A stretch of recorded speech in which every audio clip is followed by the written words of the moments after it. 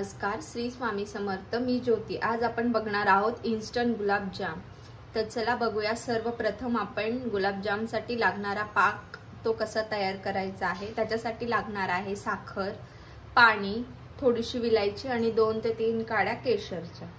सर्वप्रथम आपण गॅस पेटवून त्यावर कढई 3 पेले इथे मी पाणी घेतले आहे।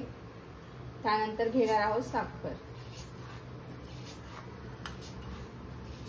एक साधारण मी 300 ग्राम साखर घेतली आहे। आता हा पाक आपण व्यवस्थित उकळून घेणार आहोत।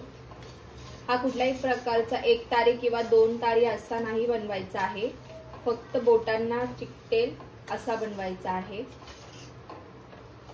तर ही साखर जरा मेल्ट होऊन देऊया आणि उकळून देऊ। साखर आता आपली पूर्णपणे मेल्ट झाली आहे। आता याला चांगलं उकळून द्यायचं आहे।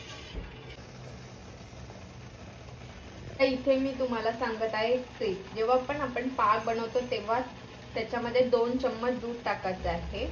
यामुळे काय होईल, आपला पाक जो आहे तो अगदी पांढरा शुभ्र असा व्यवस्थित होईल। त्यावरची जी मळी आहे ती पूर्ण निघून जाईल। थोड्या वेळाने हा अगदी पांढरा शुभ्र होईल। तर आज आपण बनवणार आहोत इन्स्टंट गिट्स गुलाबजाम। हे अतिशय छान बनतात आणि तोंडात विरघळेल असे बनतात। हे इन्स्टंट जरी असले तर कधी कधी कोणाचे ना कोणाचे गुलाबजाम बनवताना फसतात। तर त्याची अगदी सोपी पद्धत कशी आहे ती मी दाखवणार आहे। एकीकडे आपला पाक बनतो आहे।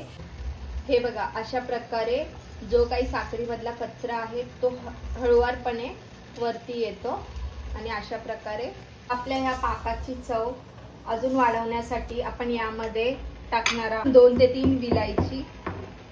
ती नॉर्मल अशी कुटून घेऊन ही विलायची आपण टाकणार आहोत आपल्या पाकामध्ये। हे बघा, हे बोट चिपकताय म्हणजे आपलं अगदी चिपकत नाहीये। 1 तारी 2 तारी असं बनवण्याची गरज नाही। बोटाला बोट चिपकतोय, बस या स्टेजला आपल्याला गॅस बंद करायचा आहे। तर आपण गॅस बंद करूया। आता हा पाक आपण कोमट होऊन देऊया आणि मग गुलाबजाम बनवायला घेऊया।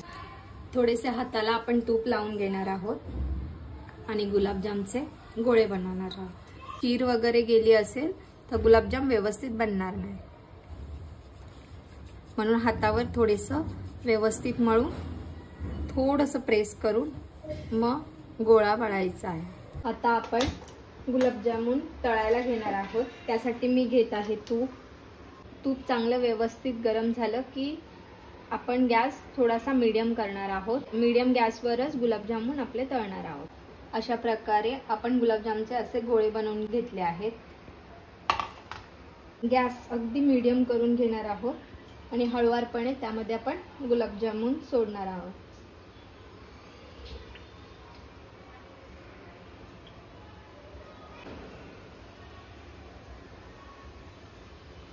चमचा किंवा फोर्कच्या साहाय्याने हळूवारपणे गुलाबजाम असे हलवत राहावे, म्हणजे ते एकसारखा त्याला कलर येतो। गुलाबजामला किती सुंदर असा रंग आला आहे। वाव! हे गरम गरम मग डायरेक्ट पाकात सोडायचे आहे आपल्याला।